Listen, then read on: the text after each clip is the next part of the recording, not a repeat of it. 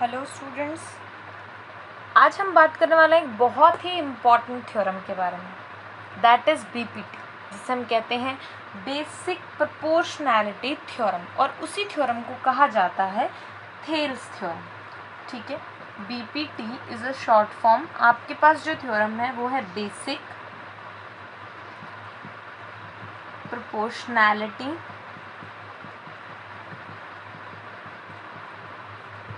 Basic proportionality theorem. Okay, इसके बारे में आज हम बात करने वाले हैं। इसी को थेल्स थ्योरम कहा जाता है बिकॉज ये साइंटिस्ट जो थे, मैथमेटिशियन थे थेल्स, उनके नाम से इसका नाम है, उन्होंने इस थ्योरम को दिया था। सबसे पहले आती है इसकी स्टेटमेंट कि इसकी स्टेटमेंट क्या कहती है। ओके, चलिए, थ्योरम की स्टेटमेंट आपको बिल्कुल अच्छे तरीके से याद होनी चाहिए।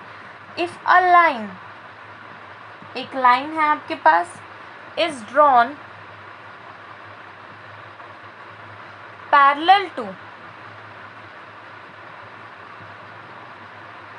one side of triangle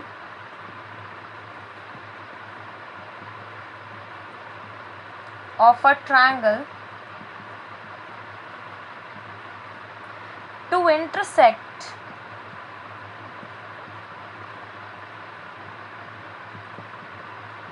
the other two sides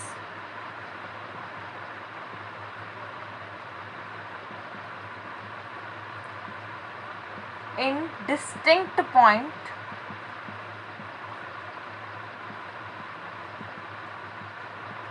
the other two sides are divided। आप ध्यान से समझ लीजिए स्टेटमेंट को, ये क्या कह रही है, इन the same ratio.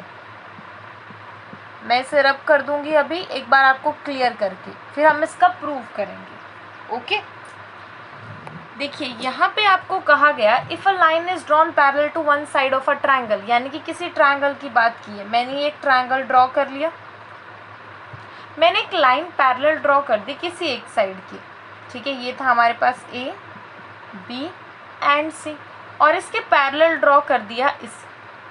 Okay, to the one side of a triangle to intersect the other two sides, जो कि बाकी दो साइड्स को इंटरसेक्ट कर रही हो। ये मैंने ले ली डी और ये मेरी ई। अब देखिए ये जो है ये इसके पैरेलल है और बाकी जो दोनों है उन्हें इंटरसेक्ट कर रही है। The other two sides are divided in the same ratio. इस बात का मतलब है, सेम रेशो का मीनिंग क्या है, अब यहाँ पर ये चीज़ देख लीजिए। A D upon D B will be equals to A E upon E C. ये इस बात का मतलब है जो कि हमें क्या करना है, प्रूव करना है। ये लाइन इसके पैरेलल आपको दी जाएगी और ये देखिए ये जो पोर्शन है ए डी, जब वो डी बी को डिवाइड करे तो ए ई अपॉन ई सी के इक्वल आना चाहिए। ठीक है, ये हमारे पास क्या है, थ्योरम है। अब बात करते हैं इसके प्रूव की। ओके, प्रूव में सबसे पहले एक ट्रायंगल हमें चाहिए, ठीक है, सॉल्यूशन नहीं, प्रूफ लिखेंगे हम यहाँ। थ्योरम का प्रूफ हम कर रहे हैं। ओके, हमने एक ट्रायंगल यहाँ ड्रॉ कर ली like this.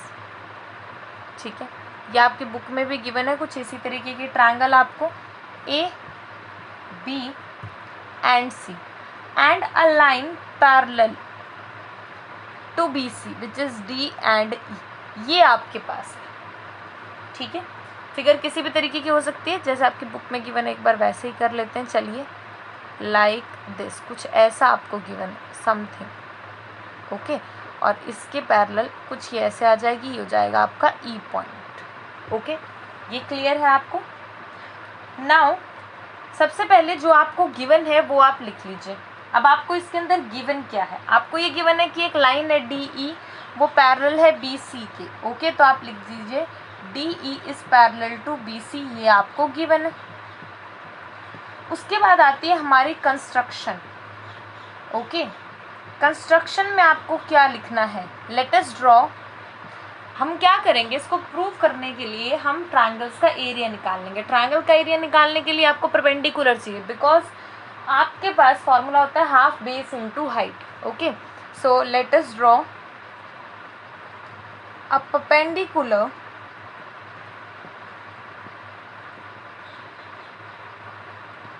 on line A B. अब ए बी में जो परपेंडिकुलर है वो मैं ड्रॉ कहाँ करूँगी, ठीक है। आप ए बी लिख लीजिए या फिर ए डी लिख लीजिए, ठीक है। मैंने यहाँ से एक परपेंडिकुलर ड्रॉ कर दिया, ओके, लाइक दिस यहाँ पर, और इस पॉइंट का नाम जो है वो मैंने रख दिया एन, ओके। सिमिलरली मैंने यहाँ से एक परपेंडिकुलर ड्रॉ कर दिया, इस पॉइंट का मैंने नाम रख दिया है एम। मैं एक बार इसको थोड़ा सा बड़ा ड्रॉ कर देती हूँ, ये आपको बिल्कुल क्लैरिफाई हो जाएगा, ठीक है। आपके पास क्या है, आपके पास ये triangle like this, okay, and here is a line, ये आपकी लाइन है। मैंने एक परपेंडिकुलर ड्रॉ किया है यहाँ, स्केल से कर लीजिएगा यहाँ, ठीक है। ये हो जाएगा आपके पास कुछ ऐसे, ये था आपका A B and C, okay, आपका ए बी सी, ये आपका डी और ई, और ये पॉइंट हो गया आपका एन और एम, ठीक है, एंड ए सी। आप यहाँ लिखेंगे एन ई, ठीक है, that is perpendicular on A B, N E is perpendicular on A B, and D M is perpendicular on A C. जो डी एम है वो पूरा ए सी पे परपेंडिकुलर है, okay. Let us join D C and B E, इन्हें join कर दीजिए। ये हमारे पास ऐसे ज्वाइन हो जाएगा और ये ऐसे हो जाएगा। कंस्ट्रक्शन आपको बहुत इजीली याद रहेगी। आपने पैरेलल लाइन से ऊपर भी देखिए आपके पास एक क्रॉस बन गया है, नीचे भी आपके पास एक क्रॉस बन गया है, okay. After that finding area, अब हम एरिया निकालेंगे। ऊपर देखिए ट्रायंगल ए डी ई है, ठीक है, और इस पे दो परपेंडिकुलर है, एक तो डी एम है और एक एन ई है, हम दोनों से निकाल लेंगे, ठीक है। Now area, A R is use for area, area of triangle A D ई क्या होता है, half base into height.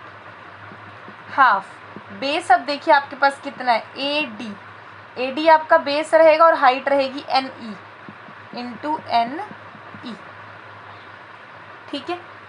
Similarly हम कैलकुलेट करेंगे अब दूसरे वाले से, ठीक है ना।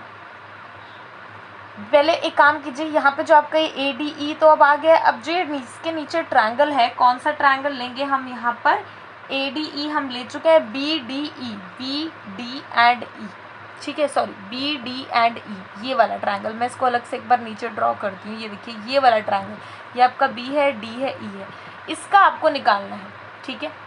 अब यहाँ पर ये जो लाइन है दैट इज़ नॉट परपेंडिकुलर, ये परपेंडिकुलर नहीं है। परपेंडिकुलर डिस्टेंस पूरी लाइन के ऊपर सेम ही रहेगा, यानी अगर मुझे इस लाइन के ऊपर परपेंडिकुलर डिस्टेंस निकालना है तो मुझे इसे एक्सटेंड करना पड़ेगा। आप समझ रहे हैं ये चीज़, ठीक है। आपके पास मैं कहती हूँ, यहाँ पे मैं ड्रॉ करती हूँ ये कोई फिगर लाइक दिस, ठीक है। मैं कह रही हूँ हाफ बेस इंटू हाइट है हमारे पास, और बताइए, तो आपको पता है कि बेस तो आपके पास है, but what about height. Height निकालने के लिए हम इसे एक्सटेंड कर देंगे, और जो ये परपेंडिकुलर होगा ये आपकी हाइट होगी। सिमिलरली अगर मैं ट्रायंगल बी डी ई को ले रही हूँ तो मैंने ए डी को एक्सटेंड किया हुआ है, ए डी को एक्सटेंड किया हुआ है, ठीक है। तो यहाँ पे अब आपको क्या लिखना है, now area of triangle B D E that is half into base into height.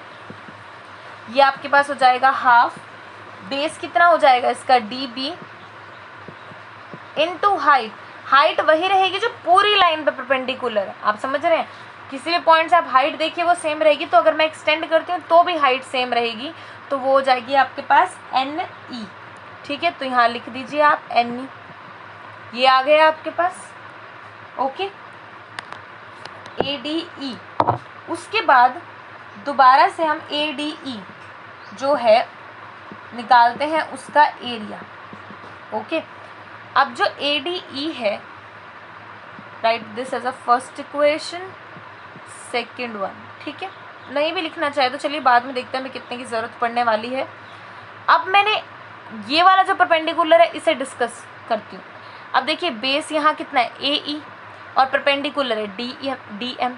दोनों ही जगह से हमने ये चीज़ पहले पिछली क्लासेस में पढ़ी हुई है कि आप कोई मर्जी बेस और परपेंडिकुलर डिस्टेंस ले लीजिए, एरिया सेम ही रहता है।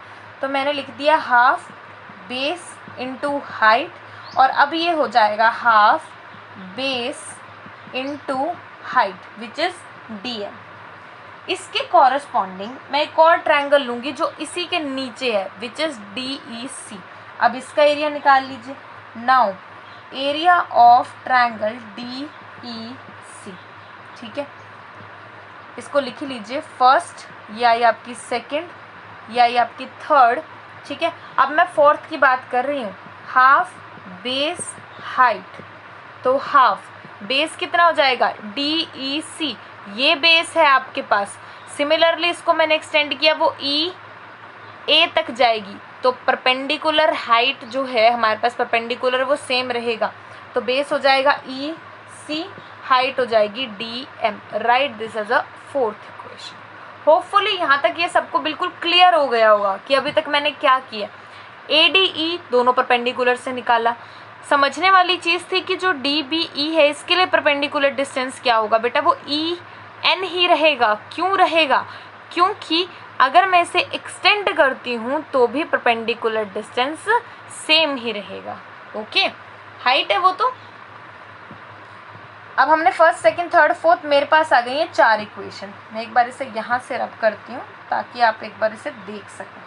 ठीक है, now from first and second, first और सेकंड से area of triangle A D E जो हमने निकाला divide by area of B D E जो कि हमने निकाला, वो आपके पास कितना था, half into A D into E N, N नहीं लिख लीजिए ई एन लिख लीजिए, half into B D into E N. Okay, cancelling and you got A D upon B D. ठीक है, ये आपकी इक्वेशन आ गई। इसे लिख लीजिए फिफ्थ इक्वेशन, ये आपकी फिफ्थ इक्वेशन आई है। ठीक है, सिमिलरली हम बात करेंगे थर्ड और फोर्थ की। ठीक है, now from third and fourth area of triangle A D E, यहाँ ट्रायंगल का सिंबल लगा लीजिएगा, by area of triangle D E C, half into क्या थी value, A E into D M divide by half E C into D M.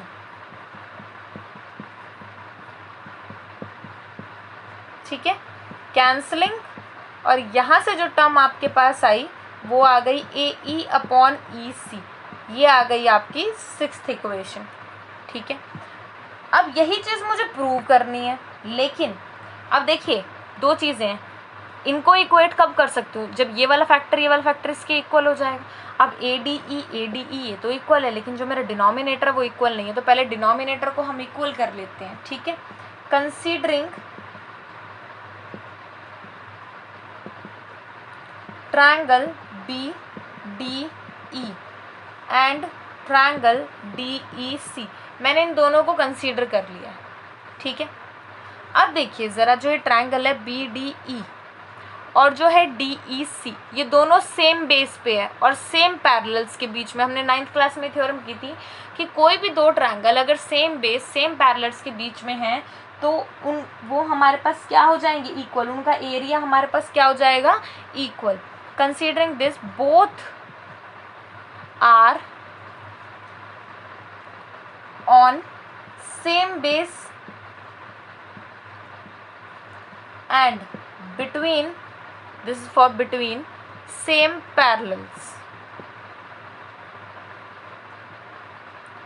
ठीक है, तो area of B D E is equals to area of triangle D E C. ठीक है, from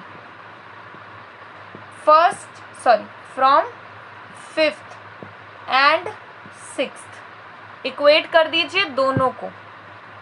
area of A D E divide by area of triangle B D E is equals to area triangle A D E divide by area of triangle D E C.